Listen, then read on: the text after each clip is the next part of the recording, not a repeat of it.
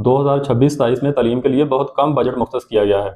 Higher education کے لیے 46 ارب روپے مختص کیے گئے ہیں، اسکول اور کالج ایجوکیشن کے لیے 26 ارب روپے مختص کیے گئے ہیں، اور دانش اسکول کے لیے 22 ارب روپے مختص کیے گئے ہیں۔ تو یہ کل ملا کر 94 ارب روپے بنتے ہیں، جو کہ بہت کم ہے، جو کہ 25 کروڑ آبادی والے ملک کے لیے بہت کم ہے۔ اور اس کے برعکس بینظیر انکم سپورٹ کی مد میں 838 ارب روپے مختص کیے گئے ہیں۔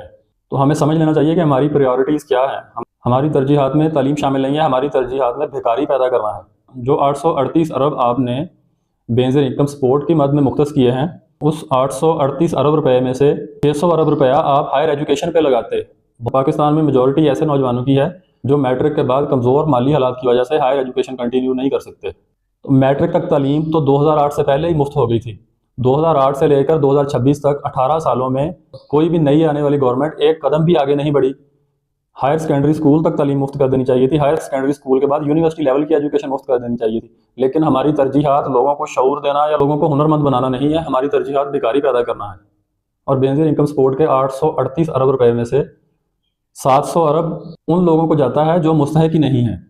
ہر علاقے کے ایم این اے، ایم پی اے بینظیر انکم سپورٹ کے فارمز اپنے حلقے کے دیہاتوں میں اپنے من چاہے بندوں کے پاس بھیجتے ہیں اور انہیں کہتے ہیں کہ ان لوگوں کے فارم فل کریں جنہوں نے ہمیں ووٹ دیے ہیں۔ تو وہ 90% ان لوگوں کے فارمز فل کر دیتے ہیں جو ڈیزرونگ ہی نہیں ہوتے، جو اچھی خاصی زندگی گزار رہے ہوتے ہیں، لیکن ایم این اے اور ایم پی ایس کو ووٹ دینے کی وجہ سے ان لوگوں کے فارم فل کر کے ماہانہ انہیں بینظیر انکم سپورٹ کی مد میں 12-14 ہزار جتنے بھی منتھلی انہیں دی جاتی ہے وہ ان سے نوازا جاتا ہے۔ 90% جو ڈیزرونگ عوام ہے انہیں تو بینظیر انکم سپورٹ کا پیسہ ملتا ہی نہیں ہے، اور نہ ہی اس پر کوئی چیک اینڈ بیلنس ہے۔ چاہیے تو یہ تھا کہ بینظیر انکم سپورٹ کو ختم کر کے ہم اسکل ڈیولپمنٹ پروگرام شروع کرتے اور اس 838 ارب روپے میں سے 600 ارب روپیہ نکال کر ہائر ایجوکیشن میں ایڈ کرتے، تاکہ کمزور مالی حالات والے نوجوانوں کو ہائر ایجوکیشن کا حصول ممکن بنایا جا سکتا۔